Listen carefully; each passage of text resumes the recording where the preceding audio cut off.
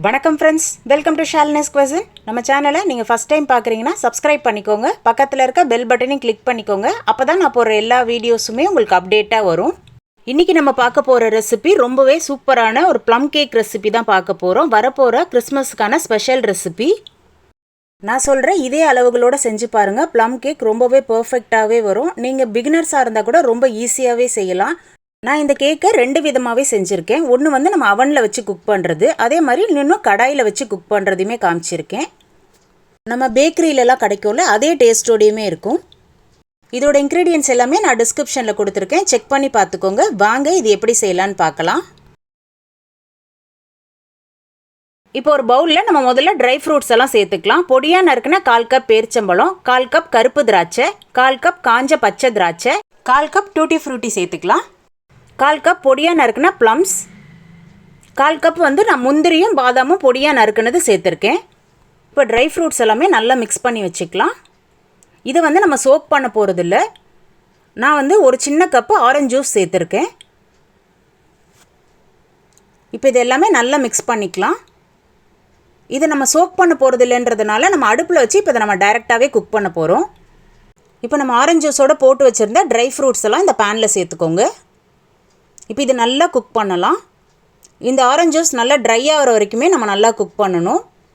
இந்த மாதிரி செஞ்சோம்னா நம்ம அந்த ப்ளம் கேக்கில் ட்ரை ஃப்ரூட்ஸ் நல்லா சாஃப்டாகவுமே நல்லா ஜூஸியாகவே கிடைக்கும். டேஸ்ட்டும் ரொம்பவே நல்லாயிருக்கும். இப்போ இந்த அளவுக்கு நல்லா அந்த ஆரஞ்சு ஜூஸ் எல்லாம் நல்லா ட்ரை ஆகிற வரைக்கும் இந்த அளவுக்கு நம்ம குக் பண்ணிக்கணும். இப்போ இது ஒரு பக்கம் நம்ம ஆற வச்சிடலாம். இப்போ ஒரு பாத்திரத்தில் நம்ம 3/4 கப்பு சர்க்கரை சேர்த்துக்கோங்க. இப்போ தண்ணி எதுவும் சேர்க்காமல் இந்த சர்க்கரையை நல்லா கேரமலைஸ் ஆகிற வரைக்குமே நல்லா நம்ம குக் பண்ணிக்கணும். சர்க்கரையோட கலர் மாறுற வரைக்குமே நல்லா குக் பண்ணிக்கலாம். இப்போ சர்க்கரையோட கலர் நல்லா மாறிடுச்சு. இப்போ ஒரு 1/4 கப்பு நம்ம சுடு தண்ணி ஊற்றிக்கோங்க. சுடு தண்ணி ஊற்றும் போது கொஞ்சம் கேர்ஃபுல்லாக ஊற்றுங்க, இல்லைனா மேலெல்லாம் நல்லா தெறிக்க ஆரம்பிச்சிரும். ஊற்றினோன்னா சர்க்கரை கொஞ்சம் கெட்டியான மாதிரி இருக்கும். இது நம்ம பயப்பட வேண்டாம். இப்போ சர்க்கரை நல்லா கேரமலைஸ் ஆகிடுச்சு. இது ஒரு பக்கம் ஆற வச்சிடலாம். ஒரு மிக்ஸி ஜாரில் 1/4 கப்பு சர்க்கரை சேர்த்துக்கலாம். 2 ஏலக்காய், 4 கிராம்பு, ஒரு 2 துண்டு பட்டை சேர்த்துக்கோங்க. இப்போ இதை நல்லா நைஸாக அரைச்சிக்கலாம். நம்ம இந்த மாதிரி அரைக்கும் போது அந்த ப்ளம் கேக்குக்கு நல்ல ஒரு ஃப்ளேவர் கிடைக்கும். இப்போ இந்த மாதிரி அரைச்சி எடுத்துக்கணும். இப்போ ஒரு மிக்சிங் பவுலில் நம்ம ட்ரை இன்க்ரீடியன்ட்ஸ்லாம் முதல் சேர்த்துக்கலாம். 1 கப்பு மைதா சேர்த்துக்கோங்க. 1/4 கப்பு இப்போ நம்ம அரைச்சோம்ல சர்க்கரை ஏலக்காய் சேர்த்துக்கலாம். 1 spoon baking powder, 1/2 spoon baking soda சேர்த்துக்கலாம். 1/4 ஸ்பூன் உப்பு சேர்த்துக்கோங்க. இப்போ இது எல்லாமே நல்லா மிக்ஸ் பண்ணிடலாம். நல்லா ஆற வச்ச கேரமலைஸ் ஆன சுகர் சிரப்பை சேர்த்துக்கலாம். இப்போ இது எல்லாமே நல்லா மிக்ஸ் பண்ணிக்கலாம். 1/4 கப் காய்ச்சாத பால் சேர்த்துக்கோங்க. 1/4 கப் ரீஃபைண்ட் ஆயில் சேர்த்துக்கலாம். இப்போ இது எல்லாமே நல்லா மிக்ஸ் பண்ணிக்கலாம். ரீஃபைண்ட் ஆயில் ஃப்ளேவர் இல்லாததாக சேர்த்துக்கோங்க. இப்போ நம்ம குக் பண்ணி வச்சுருந்த ட்ரை ஃப்ரூட்ஸ் எல்லாம் சேர்த்துக்கலாம். இப்போ இதை போட்டுட்டு எல்லாமே நல்லா மிக்ஸ் பண்ணி எடுத்துக்கலாம். 1/4 ஸ்பூன் வெண்ணிலா எசன்ஸ் சேர்த்துக்கலாம். நல்லா இந்த கன்சிஸ்டன்சியில் நல்லா மிக்ஸ் பண்ணிக்கோங்க. இப்போ ஒரு பேக்கிங் ட்ரேயில் கொஞ்சமாக எண்ணெய் தடவிட்டு நான் ஒரு பட்டர் ஷீட் போட்டு வச்சுருக்கேன். இப்போ நம்ம மிக்ஸ் பண்ணி வச்சுருந்த கேக் பேட்டரை சேர்த்துக்கலாம்.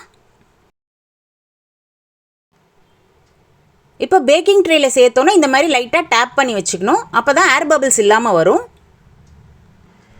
இப்போ இதுக்கு கார்னிஷுக்கு கொஞ்சமாக முந்திரி, நம்ம எடுத்து வச்சுருந்த ட்ரை ஃப்ரூட்ஸு, ப்ளம்ஸ் எல்லாம் சேர்த்துருக்கேன். இப்போ இதை நம்ம பேக் பண்ணி எடுத்துகிட்டு வந்துடலாம். இதை நான் 2 விதமாகவே காட்டுறேன். ஓடிஜிலையுமே கடாயிலையுமே இதை எப்படி செய்யலான்னு பார்க்கலாம் வாங்க. இப்போ முதல்ல நம்ம அவனை ப்ரீ ஹீட் பண்ணிக்கலாம். 180 டிகிரி செல்சியஸ் வச்சுக்கோங்க. பேக்கிங் மோட் செட் பண்ணிக்கலாம்.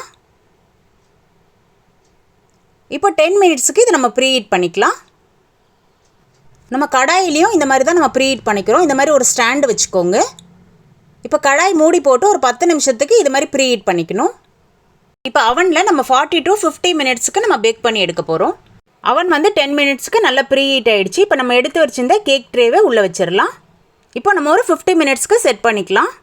40 மினிட்ஸில் ஒரு வாட்டி ஓப்பன் பண்ணி பார்த்துட்டு நீங்கள் அந்த கேக் ட்ரேயில் ஒரு டூத் பிக் மாதிரி வச்சு குத்தி பாருங்கள். மாவு நம்மளுக்கு ஒட்டாமல் வந்துச்சுன்னா கேக் வந்து நல்லா பர்ஃபெக்டாக வந்திருக்குன்னு அர்த்தம். லேசாக ஒட்டுச்சுனாலும் ஒரு 5 நிமிஷத்துக்கு நம்ம வச்சுக்கலாம். கடாயும் நம்மளுக்கு ப்ரீ ஹீட் ஆகிடுச்சு. நம்ம எடுத்து வச்சுருந்த கேக் ட்ரேவை உள்ளே சேர்த்துடலாம். இப்போ லிட்டு போட்டு க்ளோஸ் பண்ணி வச்சுக்கோங்க. இப்போ அடுப்பை வந்து சிம்மிலேருந்து மீடியமுக்கு வச்சுக்கணும். நம்ம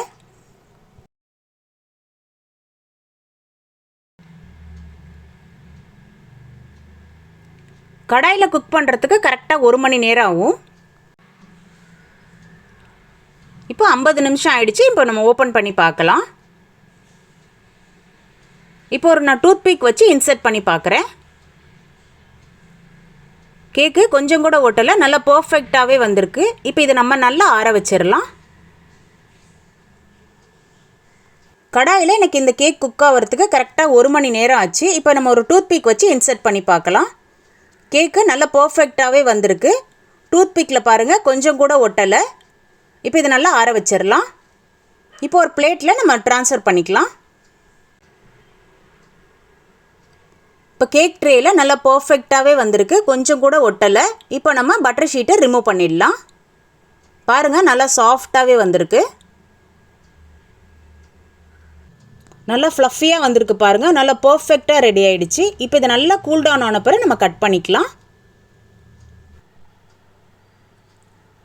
அவ்வளோதான், நல்லா சூப்பராக ரெடி ஆகிடுச்சு பாருங்கள். கிறிஸ்மஸ் ஸ்பெஷல் ப்ளம் கேக் எவ்வளோ நல்லா சாஃப்டாகவுமே நல்லா ஸ்பாஞ்சியாக இருக்குது. இப்போ நான் பிரித்து காட்டுறேன் பாருங்கள். நல்லா சூப்பராக ரெடி ஆகிடுச்சு. இந்த கிறிஸ்மஸுக்கு நீங்களும் உங்கள் வீட்டில் இந்த ப்ளம் கேக் ரெசிபியை செஞ்சு பாருங்கள். டேஸ்ட் ரொம்பவே நல்லாயிருக்கும். கண்டிப்பாக ட்ரை பண்ணி பாருங்கள். Wish you advance merry Christmas. இந்த ரெசிபி பிடிச்சதுன்னா லைக் பண்ணுங்கள், ஷேர் பண்ணுங்கள். மறக்காமல் ஷாலினிஸ் குசின் யூடியூப் சேனலை சப்ஸ்கிரைப் பண்ணிக்கோங்க. பக்கத்தில் இருக்க பெல் பட்டனையும் கிளிக் பண்ணிவிட்டு ஆல் கொடுத்துக்கோங்க. அப்போ தான் நான் போடுற எல்லா வீடியோஸுமே உங்களுக்கு அப்டேட்டாக வரும். எப்படி இருந்துன்னு கமெண்ட்லேயும் சொல்லுங்கள். தேங்க்ஸ் ஃபார் வாட்சிங்.